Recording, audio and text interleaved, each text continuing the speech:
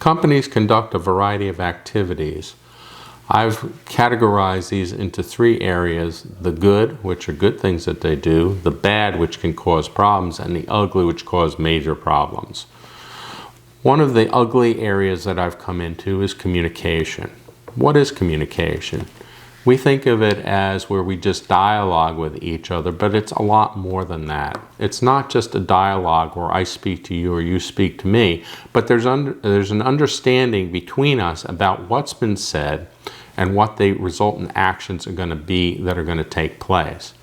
If there's any disparaging between those two, then you don't have good communication. You've got what we may call a one-way communication, or just a talk or talk at, but certainly not a communication.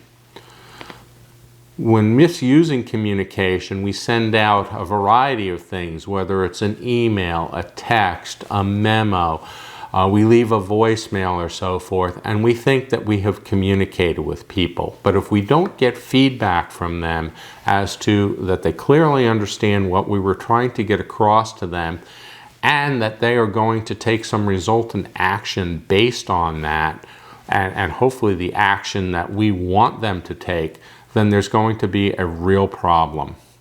One of the client companies that I had an issue with lack of communication, we were doing a re-layout of their operation. They wanted to put new equipment in. They wanted to maintain some of the existing equipment. They wanted to change the flow of the operation. They needed to get better storage of their materials and so forth. In order to do that, they were going to decide what equipment was going to come in, and they were going to decide how best to make the flow, and then we were going to develop the layout from that. We were supposed to get information from them in regards to all of that. When we first started, there was no problem, but over time, that information flow stopped, and with that, so did the work that we were doing, because we didn't have the details in place in order to provide the information that we needed.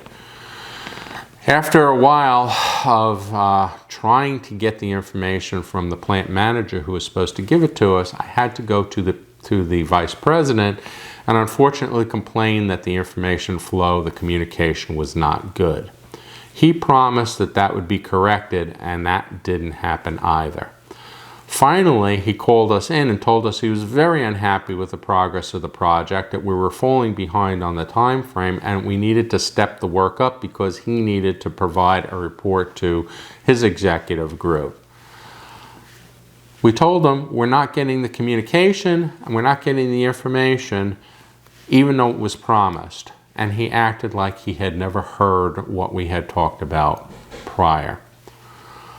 When things like that happen, that can become a big problem. Look at your own organization and the information flows that occur. Do people get the information they're supposed to and act on it? Are they in conjunction with the person who's putting a request out or providing information to make sure that they understand what's going on? And if not, that they're getting a correction. If that's not the case, then you need to review how your communication flow is and make improvements to make it better down the road.